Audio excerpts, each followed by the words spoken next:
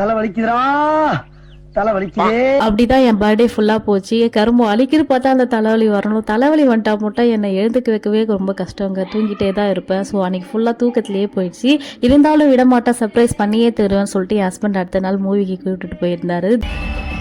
மூவிவே செம்மையாக இருந்தது. அதில் ஒரு குட்டி சர்ப்ரைஸும் இருக்குது. ஆல்ரெடி படம் பார்த்துட்டிங்கன்னா அது என்ன சர்ப்ரைஸ்ன்றதை கமெண்ட்டில் ஷேர் பண்ணுங்கள். பார்க்கலன்னா கண்டிப்பாக போய் அந்த சர்ப்ரைஸை தேட்டரில் பாருங்கள், நல்லாயிருக்கும்.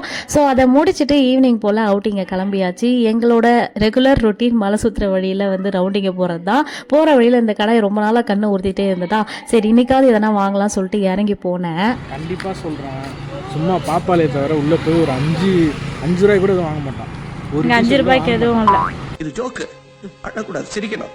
இது அடுத்த நாள் ஃபர்ஸ்ட் நாள் போனப்போ கேக்கு வாங்கிட்டாங்கன்னு சொன்னேன். அதை மறந்துட்டாராம் சார். ஊருக்கு போனதுக்கப்புறம் வாங்கியே தருவேன்னு சொல்லிட்டு ஆன்லைனில் ஆர்டர் பண்ணி கொடுத்துட்டாரு. இதெல்லாம் பார்க்கும்போது நீங்க ரொம்ப அதிர்ஷ்டசாலி.